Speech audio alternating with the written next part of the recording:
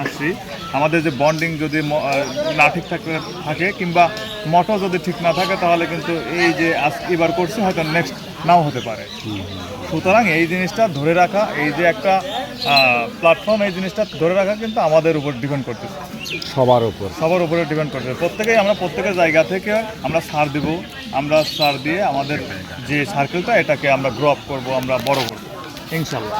ধন্যবাদ জানাই। আসলে এই আজকে যে প্রোগ্রামটা, আসলে এই প্রোগ্রামটা মূলত উদ্দেশ্যটা কি?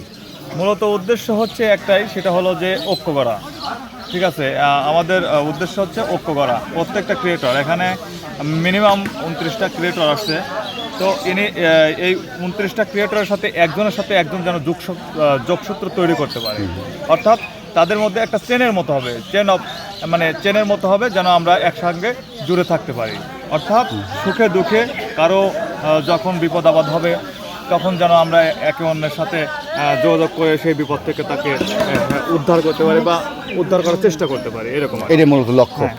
ধন্যবাদ জানাই আজকের ক্রিয়েটর অফ ধুলাউড়ি। আসলে ধুলাউড়ি এই আসলে আমি জানতে চাচ্ছি যে এই আজকে ক্রিয়েটর অফ ধুলাউড়ি, অনেক প্রশ্ন থাকতেছে যে ক্রিয়েটর অফ ধুলাউড়ি আসলে ধুলাউড়ি মানসিক নিয়ে গঠন হয়েছে নাকি বাইরে এখানে অ্যাড হবে? আসলে এটা হচ্ছে একটা নাউন। ক্রিয়েটর অফ ধুলাউড়ি একটা নাম, জাস্ট নামটুকি। কারণ আমাদের এখানে বিভিন্ন জায়গা থেকে লোক এখানে ক্রিয়েটররা যুক্ত হয়েছেন, যেরকম ড্যামরা থেকে যুক্ত হয়েছেন, ফরিদপুর থেকে যুক্ত হয়েছেন, সাথিয়া, তারপরে আতাইকুলা থেকে যুক্ত হয়েছেন। তো এই যে সবাই যুক্ত হয়েছে, কারণ হচ্ছে বন্ডিং। ওই যে বললাম না, বন্ডিংয়ের কারণে আসছে। আর এটা শুধু ধুলাউড়ি না, এটা একটা জাস্ট একটা নাম দেয়া, তাই। আসলে মূলত হচ্ছে আমাদের এই জিনিসটা, এই যে এখানে যেরকম লেখা আছে যে ক্রিয়েটর অফ ধুলাউড়ি, এটা হ্যান্ডশেকের সিন দেওয়া আছে, অর্থাৎ সবাই একজনের সাথে একজন জুড়ে থাকা।